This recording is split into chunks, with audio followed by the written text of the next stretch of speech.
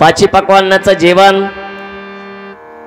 खूप छान होतं, पण त्या जेवणामध्ये तो वडा खूप सुंदर होता, खूप स्वादिष्ट होता.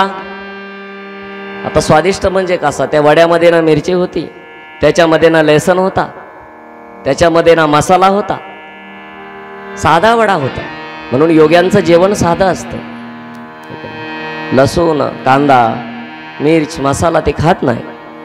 देवालाही तो नैवेद्य चालत नाही. कुठेही आपण देवाला नैवेद्य करत असताना गोड नैवेद्य करावा, आणि जर तिखट केला तर तो लसूण कांदा नसताना करावा. तो भगवंताला प्रिय असतो. म्हणले वडा खूप आवडलेला आहे माझ्या गुरूंना. म्हणले माई मला अजून वडा पाहिजे. ती बोलते वडा काय असा फुकट मिळत असतो का? फुकट काहीच भेटत नाही. म्हणले नाही, मला असं वाटतंय गुरुच्या नावाखाली तुलाच वडा खाण्याची इच्छा झालेली आहे. माई माई मला वडा नको, खरंच माझ्या गुरुला वडा हवा आहे. माई मला वडा नको, खरंच माझ्या गुरुला वडा हवा आहे. ब्राह्मणी रागवते. गोरक्षनाथ म्हणतात माई माझ्यावर विश्वास ठेवा, माझे गुरु खूप महान आहेत. या वड्याच्या मोबदल्यात तुम्हाला जे पाहिजे ते देण्याची क्षमता आम्ही नाथांकडे आहे. आम्ही योगी कधीही कोणाला निराश पाठीमाग पाठवत नाही. म्हणा जी जी इच्छा असेल ती ती पूर्ण करण्याची क्षमता नाथांकडे असते. माई माई माझ्यावर विश्वास ठेवा, आजपर्यंत मी कधीच खोटं बोललो नाही. मला वडे नको आहेत आई, खरंच माझ्या गुरुला वडे हवे आहेत. पण ऐकत नाही. माई सांगते मी तुला बैरागी समजून मनाने भक्तिभावानं भिक्षा घातली. परत परत काय अशी फुकट मिळत असते का? नाही देणार मी तुला वडा. असं सुग्रस अन्न काय परत परत भेटत असतं का? गोरक्षनाथ म्हणाला आई यावेळी माझ्याकडं तू जे मागशील ना ते मी तुला देईन, पण मला वड्यासाठी नाही म्हणू नको. तेव्हा त्या ब्राह्मणीने सुद्धा विचार केला, काय आपल्या गुरुसाठी करतो हे तर बघूया, परीक्षा घेऊया. तिला एक डोळा नव्हता, एकच होता. परीक्षा घेऊया काय देतोय आपल्या गुरुसाठी. कारण जीवनामध्ये गुरु से बढ़कर कोई ना होवे, गुरु से बढ़कर कोई ना होवे, गुरु से बढ़कर कोई ना होवे, गुरु से बढ़कर कोई ना होवे। गुरु की महिमा जगत सुनावे,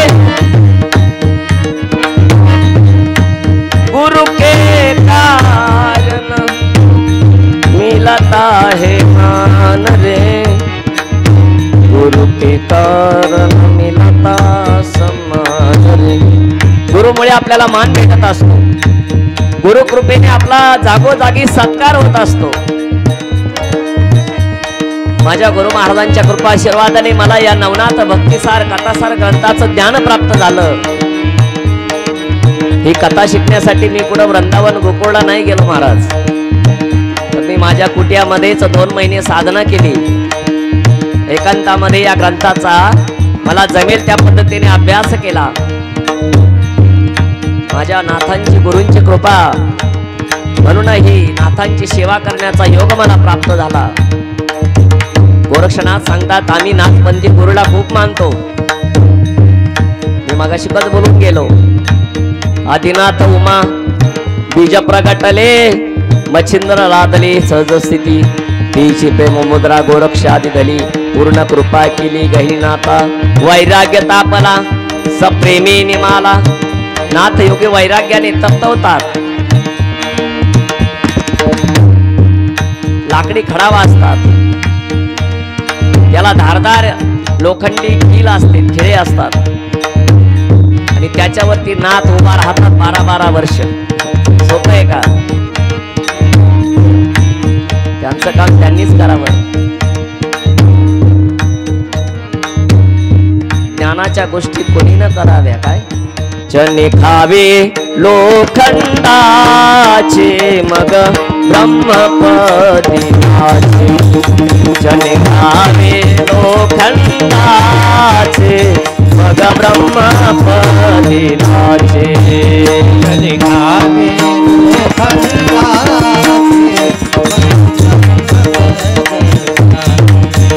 जने खावे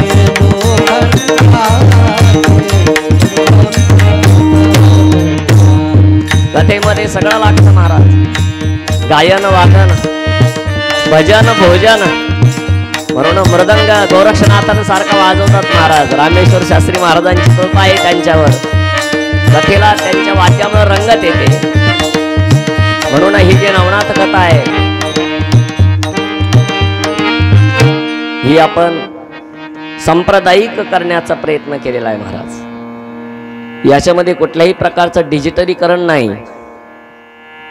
मला स्वतः एक कीर्तनाची आवड असल्यामुळे सांप्रदायिक वातावरण तयार होण्यासाठी ही कथा आपल्या वारकरी संप्रदायाला शोभेल अशी करण्याचा प्रयत्न करतो आहे.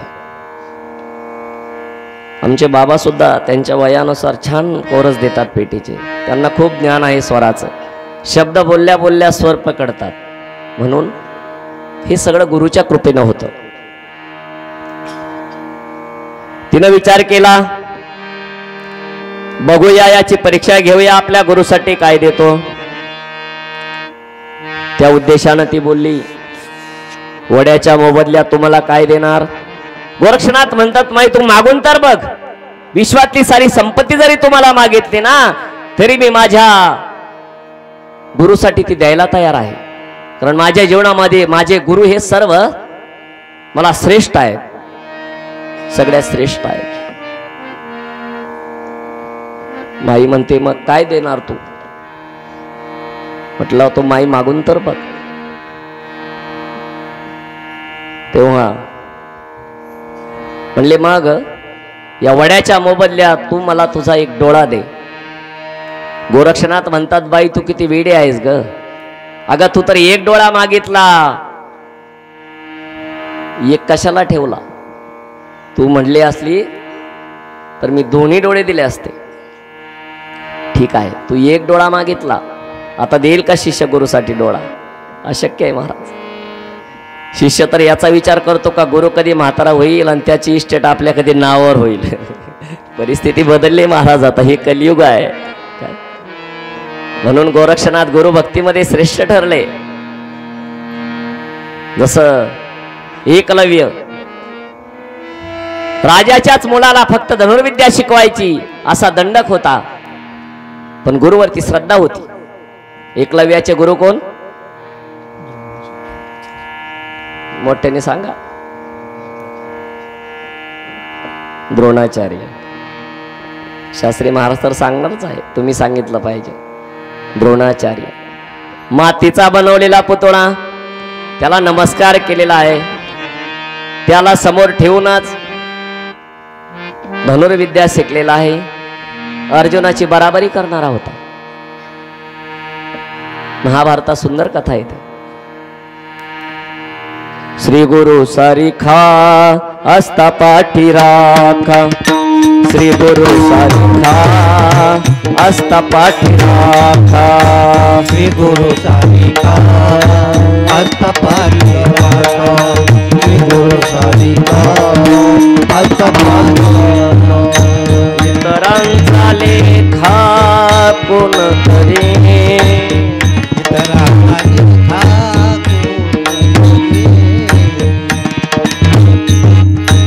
कोण करे. इतरांचा लेखा कोण करे. माय जगन्नाथ बाप जगन्नाथ. माय जगन्नाथ बाप जगन्नाथ. माय जगन्नाथ बाप जगन्नाथ. माय जगन्नाथ. म्हणजे कल्पतरूचं झाड असतात. जसं कल्पतरूच्या झाडाखाली बसलं, जी कल्पना केली ती पूर्ण होऊन जाते. गुरुकृपेमध्ये खूप मोठी ताकद असते, पण त्याच्यासाठी गुरुच्या परीक्षेत शिष्याने उतरलं पाहिजे. गुरुची निष्ठा पाहण्यासाठी एका सर्वसामान्य ब्राह्मणीने गोरक्षनाथांना त्या ठिकाणी परीक्षा घेण्याचं ठरवलेलं आहे. माई ज्या क्षणी बोलली त्याच क्षणी गोरक्षनाथाने अंगोली घालोनी डोळ्यात बुबुळ बाहेर काढिले.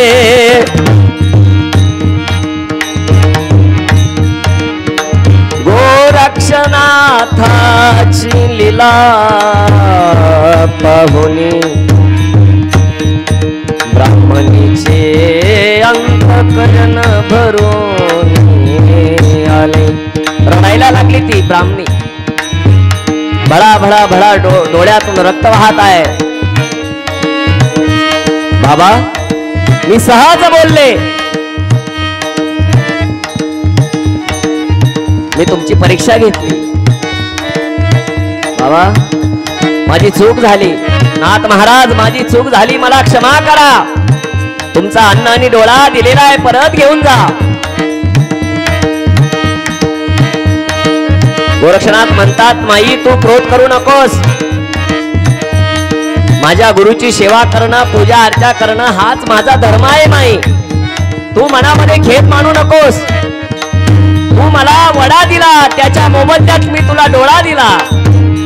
तू खेद करू नकोस. आमच्या गुरुची सेवा करणे हेच आमचं नाथांचं कर्तव्य आहे. माझे गुरु महान आहेत आई. तू जे अन्न आज आम्हाला दिलेला आहे, भिक्षा दिलेली आहे, माझे गुरु धन्य होतील.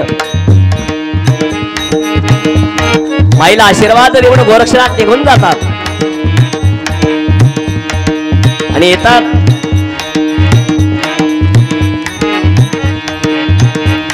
एक हात आपल्या डोळ्याला लावतात, एका हातात वडा घेतात आणि गुरुच्या जवळ येतात. असणारे योगी गुरु मच्छिंद्रनाथ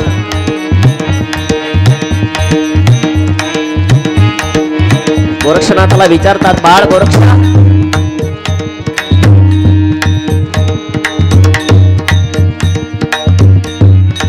डोळ्याला काय झालेलं आहे?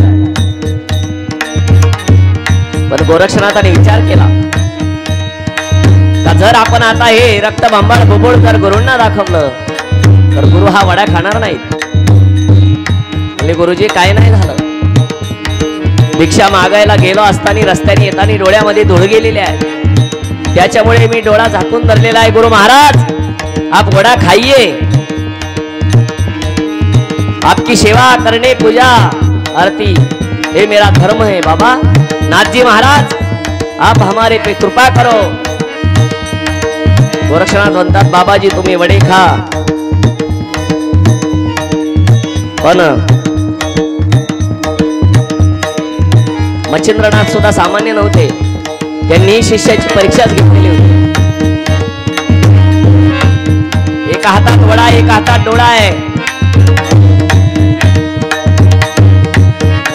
मच्छिंद्रनाथ म्हणतात गोरक्षा डोळ्यावरचा हात काढ.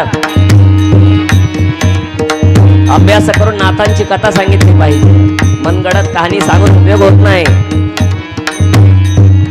डोळ्यावरचा हात काढलेला आहे, डोळ्यात बुबुळ नाही, बुबुळ हातात आहे, डोळ्यातून रक्त गळत आहे. पाहुनी चकित झाले गुरुचे अंतकरण रडू लागले. प्रेमाचे पाझर फुटले असंख्य झरे वाफू लागले. धन्य गुरु भक्ती गोरक्षाची महिमा गायली नवनाथांची. या नवनाथाच्या कथेमध्ये अनेक चरित्र येतात. धन्य तो गोरक्ष, धन्य ते मच्छिंद्रनाथ. आणि धन्य ते श्रोते जे ही कथा ऐकतात. 7 जन्म तुमचा उद्धार करण्याची ताकद कथे कीर्तनाच्या श्रवणामध्ये असते. म्हणून आज आधुनिक युग खूप पुढे गेलंय. घर बसल्या लोकांना पाहायला भेटतं, पण ते बघू नका, प्रत्यक्षात श्रवण करा. श्रवण भक्ती खूप श्रेष्ठ असते. गाते श्रोते आणि पाहते. महाराज सांगता श्रवण भक्ती सगळ्यात श्रेष्ठ आहे. गुरुच्या जीवाला दुःख झालं. बाळ गोरक्षा तो वडा असणारा त्या ठिकाणी हातात घेतला मच्छिंद्रनाथाने आणि वडा खाण्याच्या अगोदर ते बोबळ गोरक्षनाथाला सांगितलं, ज्या डोळ्यातनं बाहेर काढलं होतं त्या डोळ्याला परत लाव. असं बोरपूर डोळ्याला परत चिकटवलं. डोळा असा दाबून धरलेला एका हाताने आणि मंत्र प्रयोग केलेला आहे. ओम नमो आदिनाथाय विद्महे शून्यपुत्राय धीमहि तन्नो आदिनाथाय प्रचोदयात्. बघता काय, परत जसाची तसा डोळा झाला. साष्टांग प्रणिपात गुरुच्या चरणावरती गोरक्षाने केलेला आहे. आणि त्या दिवशी मच्छिंद्रनाथाने गोरक्षनाथाच्या डोक्यावरती हात ठेवला आणि सांगितलं, इस दुनिया में मेरे गोरखनाथ जैसा कभी कोई नाथ नहीं होगा. जो गुरु के लिए आंख दान कर सकता है, अभी तुम किसको कहो आंख दान करो, वो बोलेगा मैं मरने के बाद दान करूंगा. जिंदा कोई आग दान करता भाई. पण पहा गोरक्षनाथ कसे होते, त्यांनी गुरुसाठी डोळा काढून दिला. म्हणून मी सांगतो बाबा, गुरुची निंदा करू नका, गुरुला पोखरू नका, गुरुची चेष्टा करू नका, कारण गुरु शिवाय शिष्याचं जीवन अधुरं आहे. म्हणून गुरु जीवनात सगळ्यात श्रेष्ठ असतात. म्हणून तर ज्ञानेश्वर महाराजांनी एवढी ज्ञानेश्वरी लिहिली, तर निवृत्तीनाथांना त्यांनी सर्वस्व मानलं. तसं इथं गोरक्षाने मच्छिंद्राला सर्वस्व मानलेलं आहे. दोघं गुरु शिष्य समाधानाने ठेवलेला आहे. माईला आशीर्वाद दिलेला आहे. आणि गोरक्षाचे प्रेमानं मच्छिंद्रनाथाचं मन भरून आलेलं आहे. अशा पद्धतीने आज गोरक्षनाथांचं हे जे चरित्र आहे ते या ठिकाणी संपूर्णतेकडे जात आहे. पुढच्या भागामध्ये आपण गहिनीनाथांचा जन्म पाहणार आहोत. या अगोदर सर्वांनी सुंदर नाथांचं एकदा भजन करूया. नमो नाथ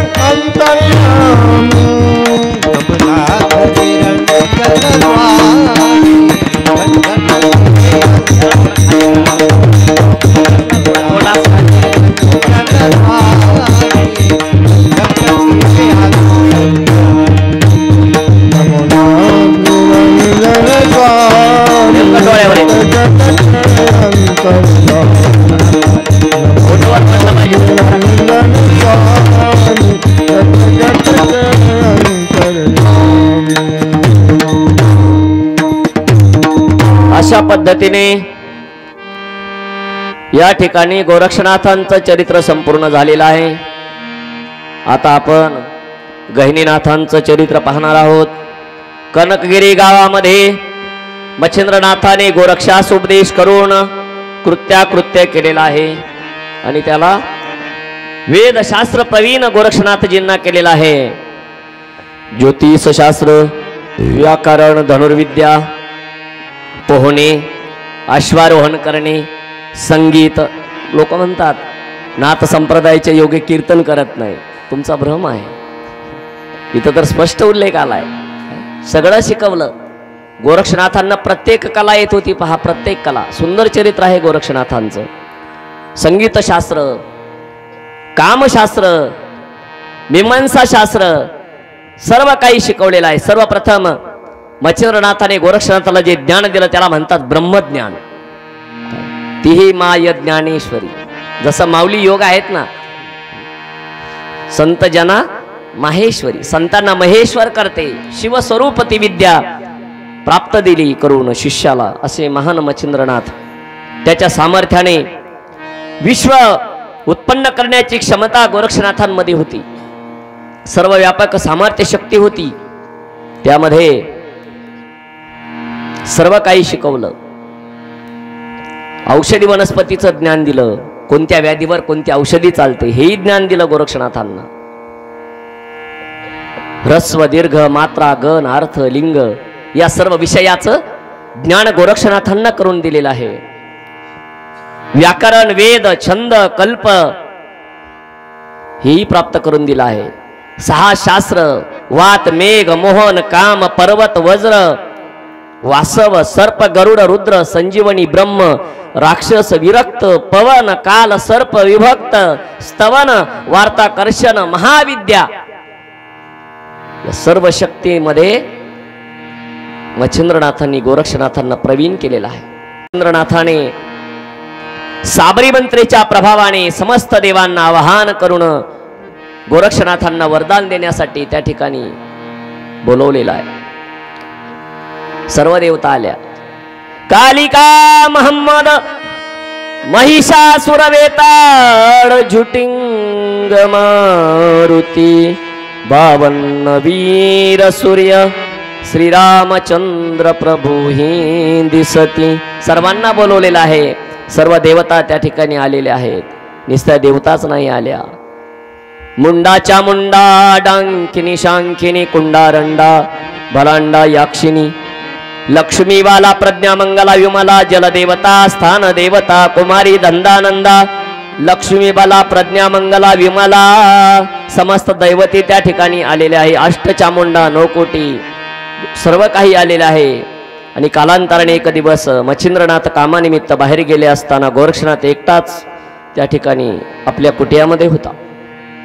संजीवनी मंत्राचा पाठ करीत बसलेला होता आणि नाथांचं भजन करत बसला होता.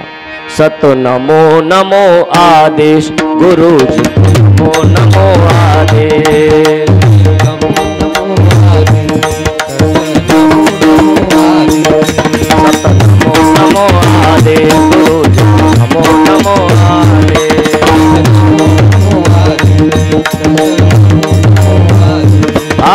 नमो नमो आदेश. सर्वांनी म्हणा, नमो नमो आदेश, नमो नमो आदेश, शिव गोरक्ष आदेश, गोरक्ष आदेश, सत नमो नमो आदेश गुरु, नमो नमो आदेश, नमो नमो आदेश, नमो नमो आदेश, सत नमो नमो आदेश गुरु, नमो नमो आदेश, नमो नमो आदेश, नमो नमो आदेश, नमो नमो आदेश, नमो नमो आदेश. सुंदर असं भजन करत बसलेला आहे. मंत्र जाप करत बसलेला आहे. आणि गोरक्षनाथ एकट्याला पाहिलेला आहे. आणि त्या कुट्याच्या बाहेर काही मुलं सुद्धा खेळत होती. खेळता खेळता त्या मुलांनी गोरक्षनाथांना एकांतात पाहिलेला आहे. त्यापैकी एकाने आपल्या हातातील चिखलाचा गोळा त्याच्या समोर धरून गोरक्षाला त्याचा गाडा बनवून देण्यास त्या ठिकाणी सांगितलेला आहे. गाडा बनवलेला आहे कशाचा? चिखलाचा. नाथांनी गाडा तर बनून झालेला आहे. बाबा रे, मला गाडा बनवता येत नाही, पण मुलांनी सांगितल्यावरनं गोरक्षनाथ तयार झालेले आहे. आणि तुमच्यापैकी कोणाला तरी नक्की तयार तो गाडा तयार करता येईल. त्यावेळेस गोरक्षनाथाच्या सांगण्यावरून मुलाने चिखलाच्या गोळ्यापासून गाडा तयार केलेला आहे. पुढे त्या गाड्यावर बसण्यासाठी गाडीवान तयार करायचा आहे. कोण तयार करायचा आहे? म्हटले बाबा आम्ही गाडा तर तयार केलेला आहे, पण आता आम्हाला याच्यावर गाडीवान पाहिजे.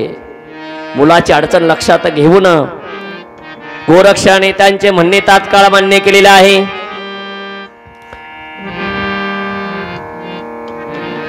चिखलाचा गोळा घेऊन हातात, चिखलाचा गोळा घेऊन हातात, चिखलाचा गोळा घेऊन हातात, चिखलाचा गोळा घेऊन हातात, चिखलाचा गोळा घेऊन हातात, चिखलाचा गोळा घेऊन हातात, चिखलाचा गोळा घेऊन हातात, चिखलाचा गोळा घेऊन हातात. गाडीवान बनवला चिखलाचा, ऐका महिमान गोरक्षाचे, जीवन धन्य होईल श्रोत्यांचे. सुंदर पाय बनवलेले आहेत, पोट बनवलेलं आहे, हात बनवलेले आहेत, छाती बनवलेली आहे, मान बनवलेले आहे, सिर बनवलेलं आहे. नाताच्या घरची उलटीच म्हणून उलट सांगितलं आणि सुंदर गाडीवान बनवला आहे.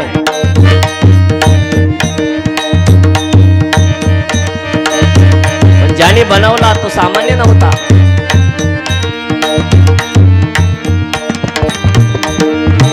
बनवत असताना संजीवनी मंत्राचा प्रयोग केला आणि बघता बघता पुतळा बनून तयार झाला.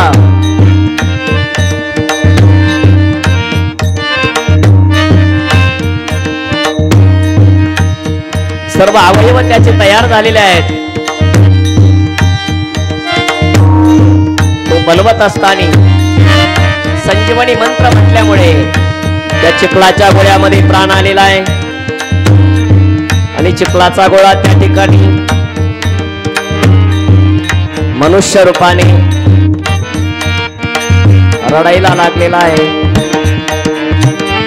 मुलांनी बघितलं लाटूमुठीचा खेळ चालू होता. गाडी ही खोटी होती, गाडीवानाही खोटा असायला पाहिजे होता, पण तसं झालं नाही. सहज बोलणे सहज आणि संत बोलले तरी ते खरं होत असतं.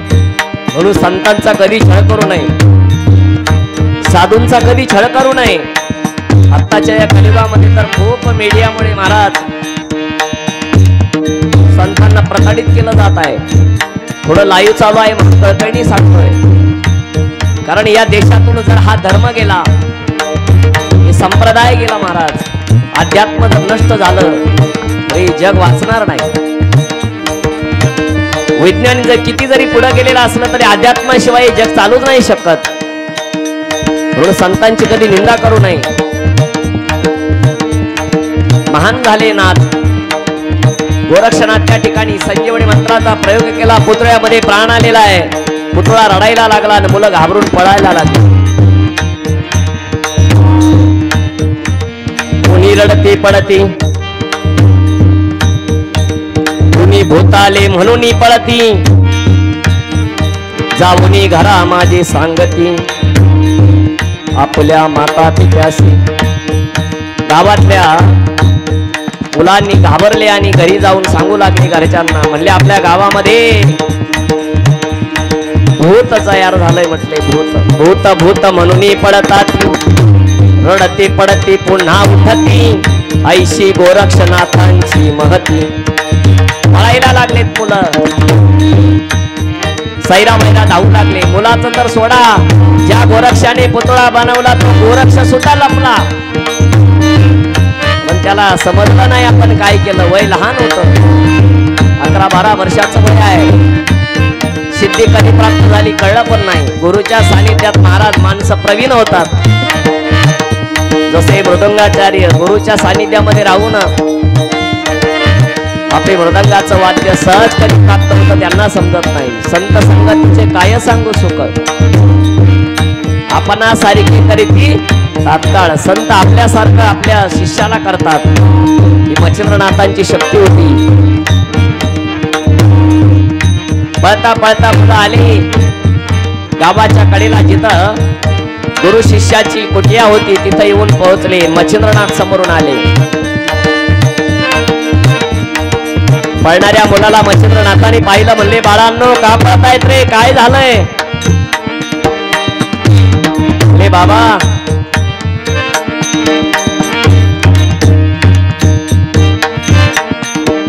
आपल्या गावामध्ये भूत आलंय,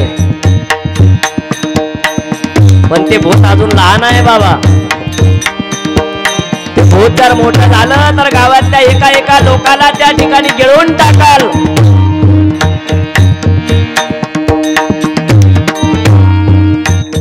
भूत जबार मोठे गबाई, भूत जबार मोठे गबाई, भूत जबार मोठे गबाई, भूत जबार मोठे गबाई, भूत जबार मोठे गबाई, भूत जबार मोठे गबाई, भूत जबार मोठे गबाई, भूत जबार मोठे गबाई. झाले दर्पण करवत खाई, झाले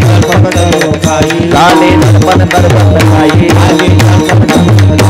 भूत जबार मोठे गबाई, भूत जबार मोठे गबाई, भूत जबार मोठे गबाई, भूत जबार मोठे गबाई, भूत जबार मोठे गबाई, भूत जबार मोठे गबाई. भूत लागले नारदाला, भूत लागले नारदाला, भूत लागले नारदाला, 60 पोरे झाली त्याला, 60 पोरे झाली त्याला, 60 पोरे झाली त्याला, 60 पोरे झाली त्याला. भूत जबार मोठे गबाई, भूत जबार मोठे गबाई, भूत जबार मोठे गबाई, भूत जबार मोठे गबाई, भूत जबार मोठे गबाई, भूत जबार मोठे गबाई.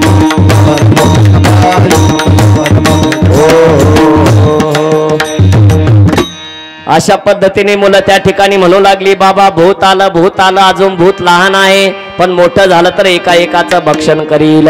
मग मच्छिंद्रनाथाने तो सर्व प्रताप पाहिलेला आहे. आणि मच्छिंद्रनाथ लागलीच त्या ठिकाणी निघाले. आणि आल्याच्या नंतर म्हटले कोणी बनवला भूत? म्हणले तुमच्या शिष्याने बनवलेला आहे.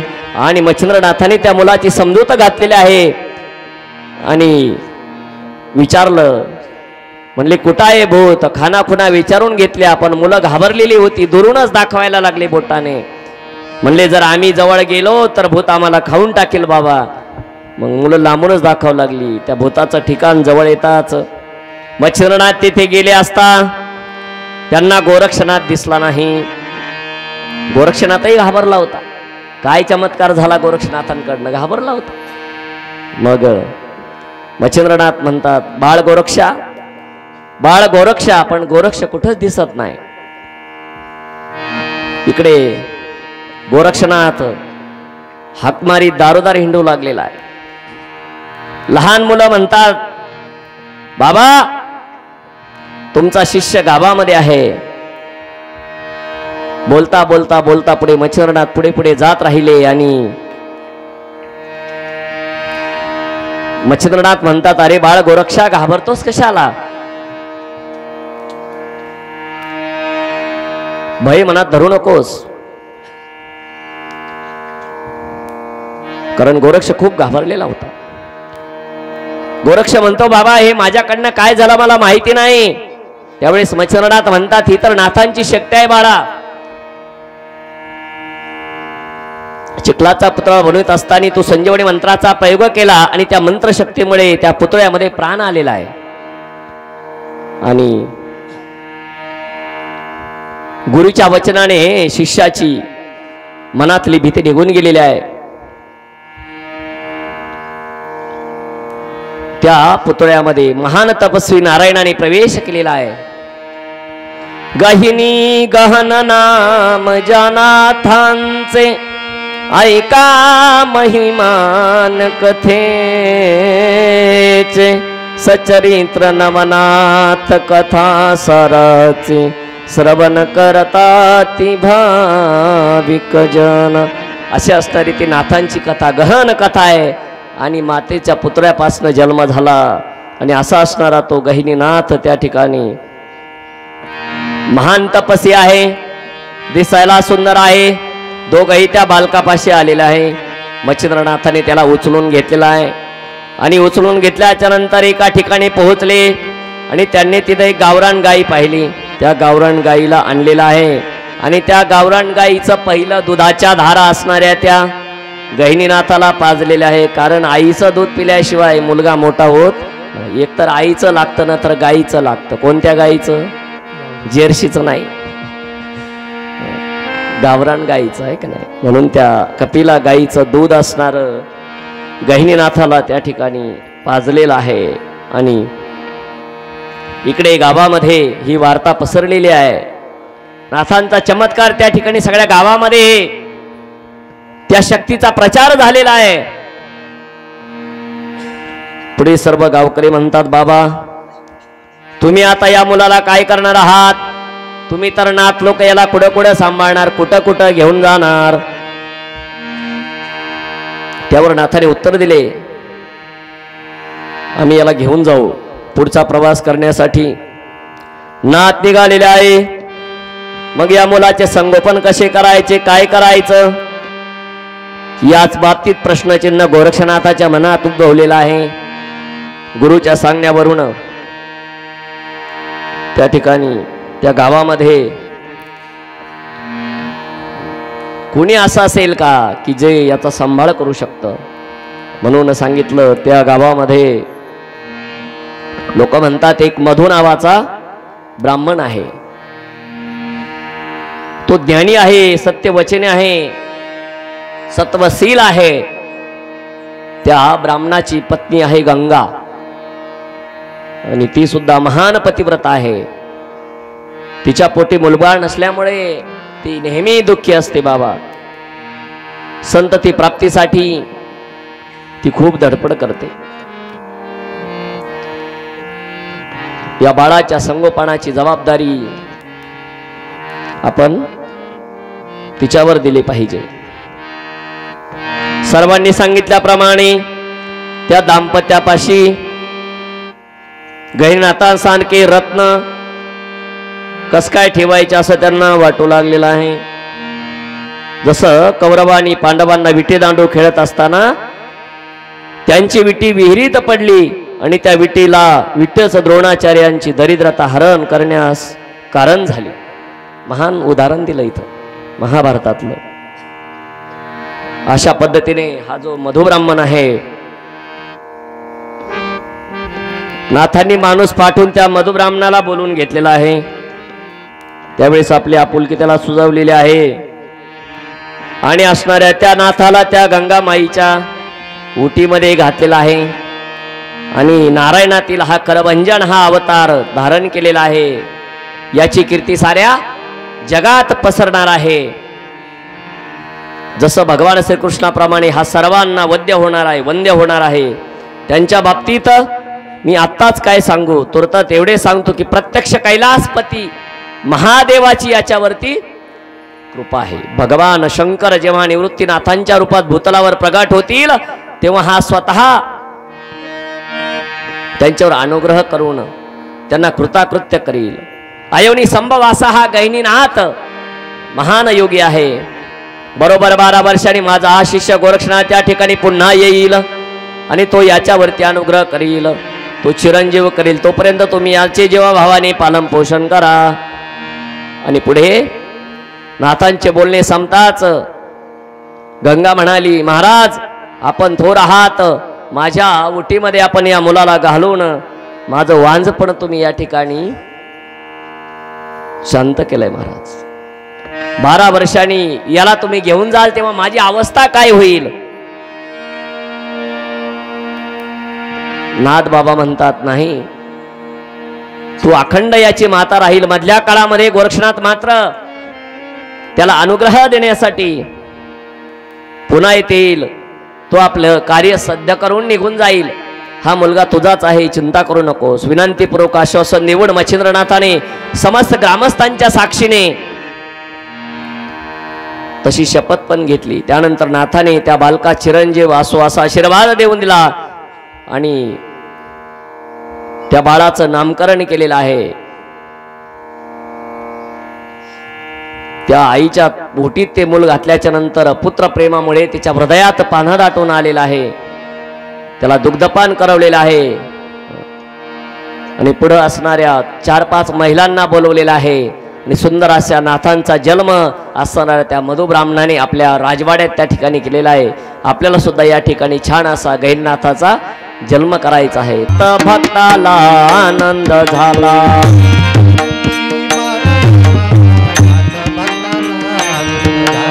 पहिल्या दिवशी बाळा जन्मला, नाद भक्तांना आनंद झाला.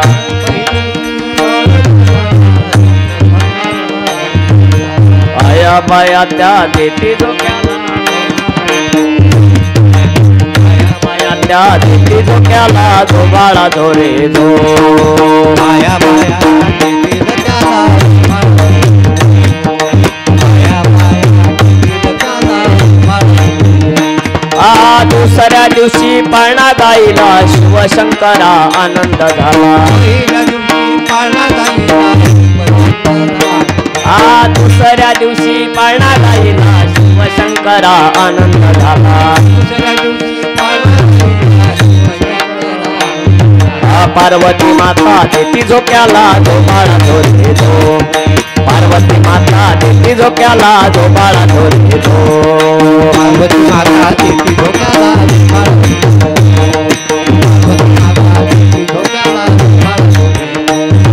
तिसऱ्या दिवशी पाळणा गाईला, सूर्यदेवाला नमस्कार केला.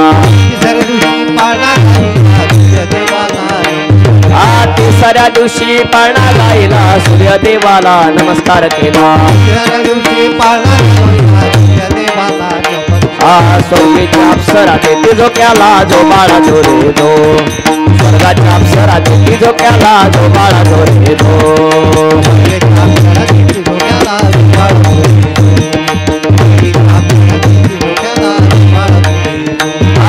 चौथ्या दिवशी पाळणा गाईला, रामप्रभूच्या लाल भेटला.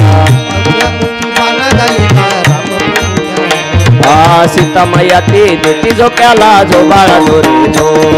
सीतामय्या ती देती झोक्याला, जो बाळा धोरे जो. सीतामय्या देती झोक्याला, जो बाळा धोरे जो.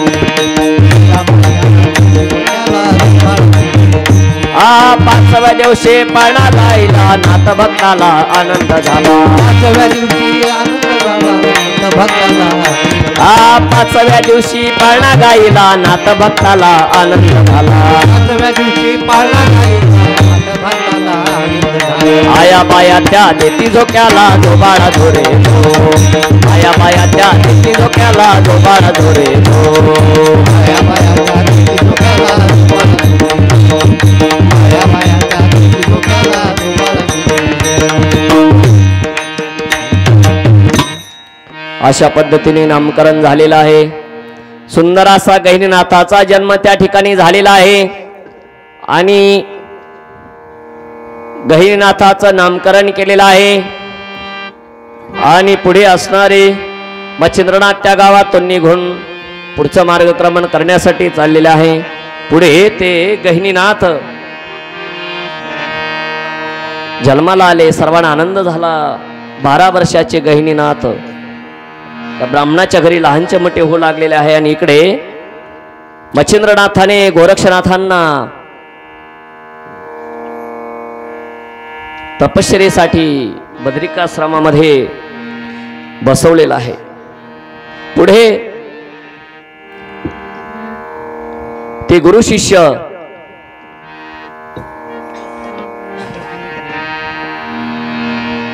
विश्व प्रख्यात झालेले आहेत. या गुरु शिष्याची ही आगाध करणी पाहिली आणि शिवशंकर त्यांच्या समोर प्रगट झालेले आहेत. आनंद झालेला आहे शंकराला. शंकर म्हणतात मच्छिंद्रनाथाला, तू धन्य आहेस का तू या गोरक्षाला नाथ दीक्षा दिलीस.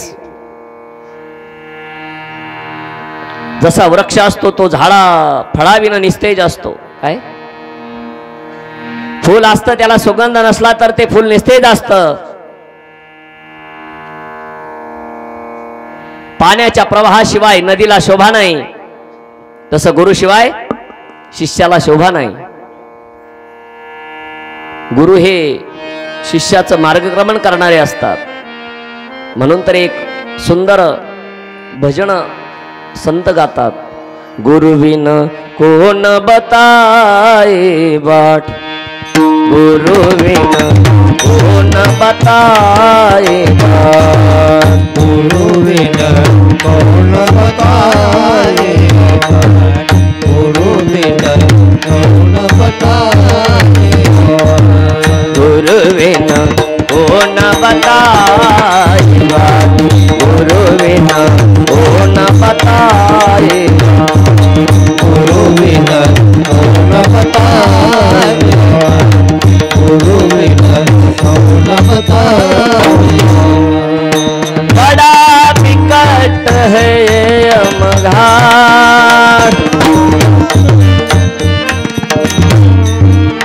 बड़ा विकट है ये यमघाट. गोरक्षनाथ बनवा एक. गुरु बिना कोण बताए बाट. एक मच्छिंद्र आणि गोरक्ष बनवा. गुरु बिना कोण बताए बाट. मच्छिंद्रनाथ काळजासारखं बनवा. एक मोठा निघला. भ्रांति की बाड़ी नदिया बीच में, भ्रांति की बाड़ी नदिया बीच में. झटपट बनवा.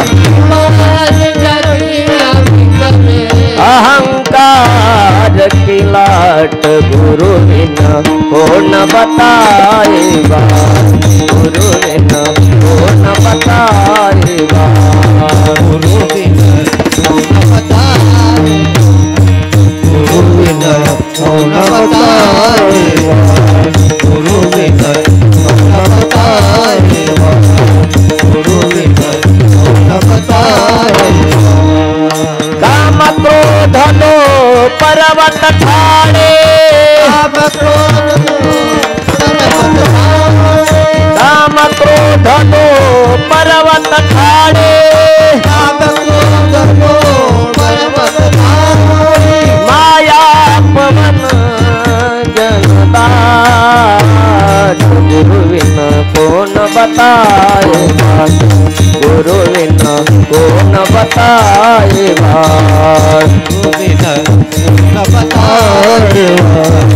गुरुविन कौन बताए बाट। कहता कबीरा सुन भाई साधु, कहता कबीरा कबीरा सानि ध मगरे सानि ध मगरे सा.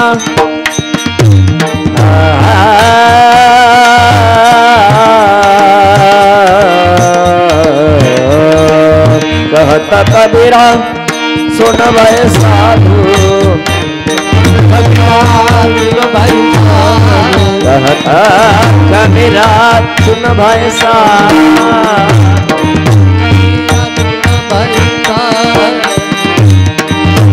कहना वो बात गुरुविन कोण बताए बाट, गुरुविन कोण बताए बाट. गुरुविन भजन करा सर्वांनी. गुरुविन कौन बताए बाट, गुरुविन कौन बताए बाट। अशा पद्धतीने गुरुशिवाय शिष्याला शोभा नाही. शंकराला आनंद झालेला आहे. गोरक्षासारखा त्या ठिकाणी शिष्य लाभलेला आहे. पुढे गोरक्षनाथाची तपश्चर्या त्या ठिकाणी चालू झालेली आहे. गोरक्षनाथ तपश्चर्येला बसून दिलेला आहे बद्रिकाश्रमामध्ये. आणि मच्छिंद्रनाथ पुढची वाटचाल करण्याकरता त्या ठिकाणी निघालेले आहे. पाठीमागच्या कथेमध्ये आपण बघितलेलं आहे की असणारं मच्छिंद्रनाथाचं आणि मारुतीचं युद्ध झालेलं आहे आणि त्या मैनाकिनीच्या राज्यामध्ये आता मच्छिंद्रनाथांना जायचं आहे, कारण त्यांनी तसं वचन दिलेलं आहे. नाथ कधी दिलेल्या वचनाला फिरत नाही, दिलेलं वचन पूर्ण करतात. म्हणून माणसं म्हणतात अगोदर वाचा जाते आणि नंतर जीव जातो. म्हणून माणसाने दिलेली वाचा कधीही मागं घेऊ नाही. माऊली म्हणतात काही काही लोकाला काय बोलावं काय खावं हेच कळत नाही. अनंत वाचाळ बरळती बरळ, अनंत वाचाळ बरळती बरळ, अनंत वाचाळ बरळती बरळ, अनंत वाचाळ बरळती बरळ. त्या कैसा दयाळ पावे हरी, त्या कैसा दयाळ पावे हरी, हरी मुखे म्हणा हरी मुखे म्हणा, हरी मुखे म्हणा हरी मुखे म्हणा. पावे हरी त्या कैसा दयाळ पावे हरी, हरी मुखे म्हणा हरी मुखे म्हणा, हरी मुखे म्हणा हरी मुखे म्हणा. पुण्याची गणना हो ना करी, पुण्याची गणना हो ना करी, हरी मुखे म्हणा हरी मुखे म्हणा, हरी मुखे म्हणा हरी मुखे म्हणा. पुण्याची गणना कोण करी, पुण्याची गणना कोण करी, हरी मुखे म्हणा हरी मुखे म्हणा, हरी मुखे म्हणा हरी मुखे म्हणा. हरी मुखे म्हणा हरी मुखे म्हणा. पुढे त्या ठिकाणी मारुतीला दिलेल्या वचनाप्रमाणे वचननाथ कधी बदलत नाही, पण काही लोकांना बोलायचं कळत नाही. महाराज म्हणतात बोल ऐसा बोले जेने बोले विठ्ठल डोले. काही लोक असं बोलतात का त्यांच्या बोलण्याने असं वाटतं भेतड अंगावर पडली की काय, काय काय असं बोलतात, किरकास बोलतात. असं बोला का आपल्या बोलण्याने समोरच्या माणसाचं हृदय भरून आलं पाहिजे. काही काही लोक असे बोलतात महाराज. म्हणून या संपूर्ण महाराष्ट्राचं सरदार श्री क्षेत्र देवगड या ठिकाणी महंत शांतीब्रह्म गुरुवर्य भास्करगिरीजी बाबाजी त्यांचं बोलणं ऐकलं, त्यांचा स्वभाव चेहरा, त्यांच्या चेहऱ्यावरचं तेज की आपसातच माणसाच्या अंतःकरणात एक त्यांना भेटण्याची इच्छा तयार होते. कारण संत हे साक्षात्कारी असतात, तसं त्यांच्या चेहऱ्यावरती एक साक्षात्कार आहे. कारण देवगड हे आपल्या परिसराचं श्रद्धास्थान आहे. असे संत असतात की जीवनामध्ये ती जगासाठी झटतात. जगाच्या कल्याण संताच्या विभूती, देह कष्ट विती परउपकारी, देह कष्ट विती परउपकारी. जगाच्या कल्याणा संताच्या विभूती, देह कष्ट विती परोपकारी, देह कष्ट विती परोपकारी. जगाच्या कल्याण संताच्या विभूती, जगाच्या कल्याण संतांच्या विभूती, जगाच्या कल्याण संताच्या विभूती, जगाच्या कल्याण संतांच्या विभूती, जगाच्या कल्याण संताच्या विभूती. देह कष्ट विती परोपकारी, देह कष्ट विती परोपकारी. जगाच्या कल्याण संतांच्या विभूती, देह कष्ट विती परोपकारी, देह कष्ट विती परोपकारी.